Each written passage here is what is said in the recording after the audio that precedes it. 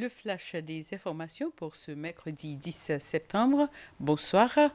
Le propriétaire de LifeTech Computers a exprimé ce matin son mécontentement et ses préoccupations après que deux individus ont cambriolé son magasin situé dans l'Abyss Center à Providence. Selon Yuva Pillay, la valeur des équipements électroniques volés est estimée entre 80 000 et 100 000 roupies. Le magasin, qui se trouve dans le bâtiment abritant également d'autres commerces, tels que la Credit Union et un takeaway, a subi d'importants dégâts matériels. Le propriétaire a également souligné qu'il ne s'agissait pas de la première tentative de cambriolage visant l'un de ses magasins. M. Pillay a appelé à un renforcement de la sécurité afin de mieux protéger les commerces de la zone. Les Seychelles ont vu leur note souveraine passer de BB négative à BB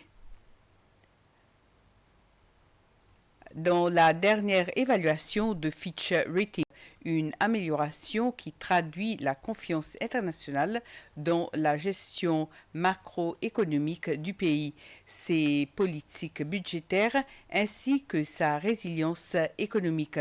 La déclaration a été faite ce matin par le secrétaire d'État au ministère des Finances, de la Planification nationale et du Commerce, Patrick Payette, lors d'une conférence de presse tenue au siège du ministère à Liberty House. M. Payette a rappelé que la dernière fois que les Seychelles avaient atteint un tel niveau de notation remonte à juin 2019.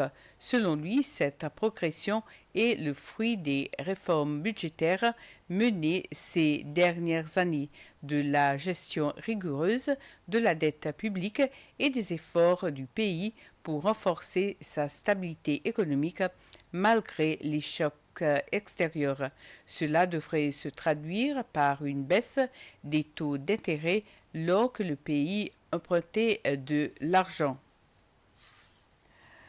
Les pompiers poursuivent leurs efforts pour éteindre complètement l'incendie à la décharge de Providence, 3 jours après le déclenchement d'un important incendie à la décharge de Providence. De la fumée échappée encore ce matin du site.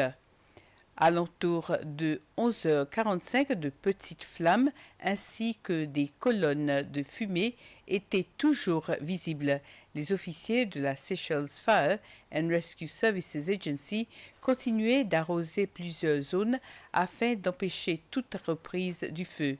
Des engins de type excavateur étaient également mobilisés pour remuer les débris et permettre à l'eau de pénétrer jusqu'aux braises encore actives sous les amas de déchets. La SFRC a assuré que l'incendie reste sous contrôle. Les pompiers maintiennent par ailleurs une présence sur place afin de prévenir tout problème éventuel. Deux hommes originaires d'Ansforban à Takamaka, Michel Mondon, 42 ans, et Stéphane Mondon, 37 ans, ont été formellement inculpés devant la Cour suprême pour des infractions liées au trafic d'êtres humains ainsi qu'au blanchiment d'argent. Un troisième homme, également placé en détention provisoire dans le cadre de cette affaire, a été libéré. Selon la police, cette enquête est liée à la disparition signalée le 17 juillet 2020 d'un jeune homme de 27 ans originaire de l'Est de Mahé.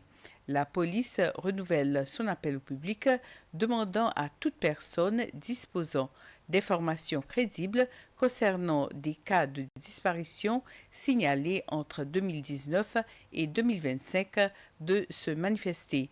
Les informations resteront strictement confidentielles. Merci de l'avoir suivi. Passez une soirée agréable. Bonsoir.